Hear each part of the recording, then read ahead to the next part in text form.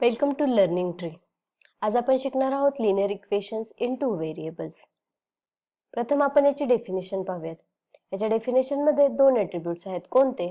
पहिलं आहे two variables आणि दुसरं आहे degree of each term containing variable is 1. तर व्हेरिएबल म्हणजे काय? तर अशी क्वांटिटी जी इक्वेशनच्या कॉन्टेक्स्ट मध्ये बदलत राहते. For example x, Y. आणि डिग्री म्हणजे काय? तर the exponent of highest power of variable term for a single variable equation. आणि the sum of exponents of the variables when more than one variable appears in a term for equation having more than one variable. आता हे काय ते एक्झाम्पल्सच्या माध्यमातून आपण समजून घेऊयात. पहिलं इक्वेशन आहे 4x + 3y = 7. त्याच्यामध्ये दोन व्हेरिएबल्स आहेत, म्हणजे पहिली कंडिशन सॅटिस्फाय झाली. आणि आता आपण डिग्री ऑफ इच टर्म पाहूयात. x ची पॉवर 1 आहे म्हणजे पहिल्या टर्मची डिग्री 1 आहे. y ची पॉवर ही 1 आहे म्हणजे दुसऱ्या टर्मची ही डिग्री 1 आहे. म्हणजे हे linear equation in two variable आहे. आता आपण सेकंड एक्झाम्पल पाहूयात. हेही सिमिलर आहे. 5m - 3n = 8. याच्यामध्येही दोन व्हेरिएबल्स आहेत आणि इच टर्मची डिग्री 1 आहे म्हणजे हे linear equation in two variable झालं. आता आपण हे एक्झाम्पल पाहूयात. 3x² - 7y = 13. याच्यामध्ये दोन व्हेरिएबल्स तर आहेत, पण x ची पॉवर ही 2 आहे म्हणजे याची डिग्री 1 नाहीये म्हणजे हे linear equation in two variables नाही. आता हे एक्झाम्पल पहा. 4xy + 5y² = 4. त्याच्यामध्ये दोन व्हेरिएबल्स आहेत आणि 4xy या टर्म मध्ये दोन व्हेरिएबल आहेत म्हणजे ह्या टर्मची डिग्री फाइंड आउट करताना आपल्याला x ची पॉवर आणि y ची पॉवर याची सम करावी लागेल. म्हणजे x ची पॉवर 1 आणि y ची पॉवर 1 म्हणजे ह्या टर्मची डिग्री झाली 2 म्हणजे हे linear equation in two variables नाहीये. आता हे इक्वेशन पहा. 2 power half x - 5 power half y = 16. आता याच्यामध्ये दोन व्हेरिएबल्स आहेत आणि x ची पॉवर 1 आहे, y ची पॉवर 1 आहे म्हणजे हे linear equation in two variables आहे. इथे लक्षात ठेवा की आपल्याला व्हेरिएबलची पॉवर पाहायची आहे, व्हेरिएबलच्या कोइफिशियंटची नाही. आता general form. Linear equation in two variables हे कशा प्रकारे मांडले जातात? तर ax + by + c = 0. आता यामध्ये a, b, c हे रियल नंबर्स आहेत आणि a आणि b हे सायमल्टेनियसली 0 असू शकत नाहीत.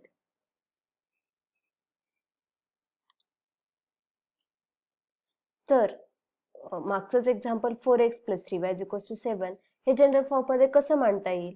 तर 4x + 3y - 7 = 0. Similarly 5m - 3n - 8 = 0. तर हा झाला general form.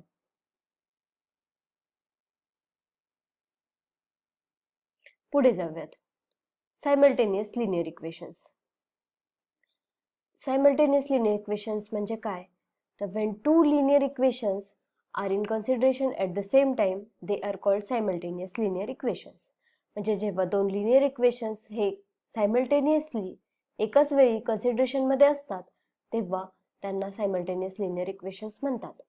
For example 5x - 3y = 8, 3x + y = 2 हे सायमल्टेनियस लिनियर इक्वेशन्स असतील जेव्हा ते दोन्ही एकाच वेळी कन्सिडरेशन मध्ये असतील. आता जेव्हा दोन इक्वेशन्स हे एकाच वेळी कन्सिडरेशन मध्ये असतात तेव्हा त्या दोन इक्वेशन्सना सॅटिस्फाय करणारी अशी x आणि y ची एक व्हॅल्यू असते. त्या व्हॅल्यूला या सायमल्टेनियस लिनियर इक्वेशनचं सोल्युशन म्हणतात. तर सोल्युशन फाइंड आउट करण्याच्या मेथड्स कोणकोणत्या आहेत ते आपण पाहूयात. पहिली आहे बाय इलिमिनेटिंग वन व्हेरिएबल, दुसरी आहे ग्राफिकल मेथड, तिसरी आहे डिटर्मिनंट मेथड जिला क्रेमर्स रूल असेही म्हणतात. पहिली मेथड आहे solution by eliminating one variable. तर या मेथड मध्ये काय करतात तर आपल्याकडे टू व्हेरिएबल्स मधलं इक्वेशन आहे, त्या इक्वेशन मधलं एक व्हेरिएबल एलिमिनेट केलं जातं काही बेसिक ऑपरेशन्स परफॉर्म करून. आता आपण एक्झाम्पल पाहूयात. 5x - 3y = 8. आणि 3x plus y is equals to 2 ही दोन इक्वेशन्स आहेत. तर आपण हे पहिल्या मेथडनी सॉल्व्ह करूयात. तर आपण अज्युम केलं 5x minus 3y is equals to 8 ला इक्वेशन नंबर 1 आणि 3x plus y is equals to 2 ला इक्वेशन नंबर 2. तर आपल्या असं लक्षात आलं की इक्वेशन नंबर 2 ला 3 ने मल्टिप्लाय केल्यानंतर आपल्याला भेटतं 9x plus 3y is equals to 6. याला आपण इक्वेशन नंबर 3 म्हणलं. तर 1 आणि 3 ला जर आपण ऍड केलं तर 3y कॅन्सल होईल आणि आपल्याला x ची व्हॅल्यू मिळेल. सो आपण हे दोन इक्वेशन्स ऍड करूयात. तर आपल्याला दिसून येईल की 14x इज इक्वल्स टू 14 आणि x इज इक्वल्स टू 1. आता ही x ची व्हॅल्यू आपण कोणत्याही एका इक्वेशन मध्ये पुट करून y ची व्हॅल्यू मिळवूया.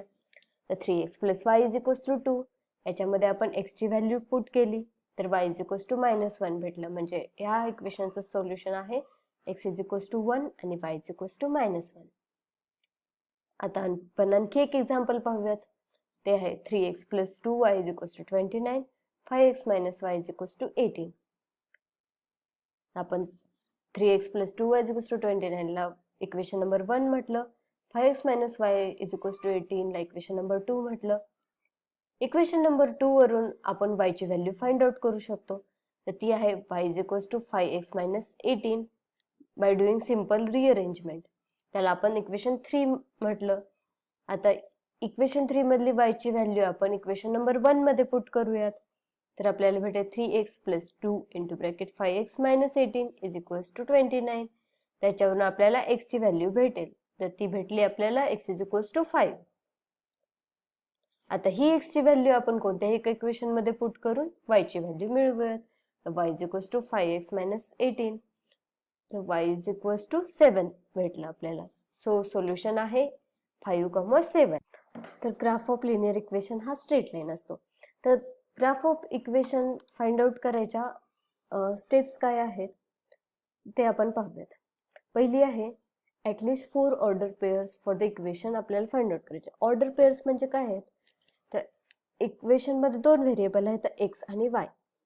तर x आणि y पैकी एकाची व्हॅल्यू पुट करून आपल्याला दुसऱ्याची व्हॅल्यू भेटेल. तर ह्या व्हॅल्यू म्हणजे त्या लाईनवरचे पॉइंट्स असतील. तर अशा आपल्याला 4 ऑर्डर पेअर्स फाइंड आउट करायचे आहेत. दुसरी स्टेप आहे ऍक्सिस ड्रॉ करायचे, एक्स आणि वाय ऍक्सिस ड्रॉ करायचे आणि हे 4 पॉइंट्स प्लॉट करायचे. तिसरी स्टेप आहे draw a line passing through all the points. म्हणजे हे चारही पॉइंट्स मधून पास होणारी लाईन ड्रॉ करायची आहे. आता आपण एक्झाम्पल पाहूयात. 2x minus y is equals to 4. तर आपण याचे 4 ऑर्डर पेअर्स फाइंड आउट केले. x ची व्हॅल्यू 0 पुट केली तर y ची व्हॅल्यू येते -4. सो हा पॉइंट झाला 0, -4. सिमिलरली y ची व्हॅल्यू 0 पुट केली तर x ची व्हॅल्यू येते 2. सो हा पॉइंट झाला 2, 0. x ची व्हॅल्यू 3 पुट केली तर y ची व्हॅल्यू येते 2. सो हा पॉइंट झाला 3, 2. x ची व्हॅल्यू -1 पुट केली तर y ची व्हॅल्यू येते -6. सो हा पॉइंट झाला -1, -6. आता आपण हे 4 पॉइंट्स प्लॉट करूयात. तर हा आपला x ऍक्सिस आहे आणि हा आपला y ऍक्सिस आहे. तर आपण हे 4 पॉइंट्स प्लॉट केले. आता आपण ह्या पॉइंट्स मधून पास होणारी लाईन ड्रॉ करूयात. तर ही लाईन आपण ड्रॉ केली. तर हा झाला graph of linear equation 2x minus y is equals to 4. आता आपण पाहूया सोल्युशन बाय ग्राफिकल मेथड. तर त्याच्या स्टेप्स काय आहेत? पहिली आहे at least 4 order pairs find out करायच्यात प्रत्येक इक्वेशनसाठी. दुसरी आहे दोन्ही इक्वेशनचे ग्राफ्स ड्रॉ करायचे आणि ह्या दोन लाईन्स जिथे ज्या पॉइंटमध्ये इंटरसेक्ट करतील ते आपल्या इक्वेशनचं सोल्युशन असेल. पहिलं एक्झाम्पल पाहूयात. x plus y is equals to 4, 2x minus y is equals to 2. तर x plus y is equals to 4 साठी 4 ऑर्डर पेअर्स आपण फाइंड आउट केले.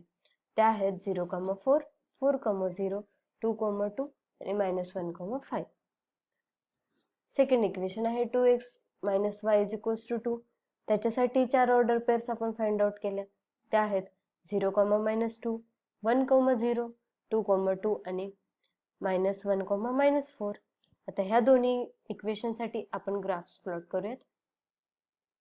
तर हे दोन ग्राफ्स आपण प्लॉट केले.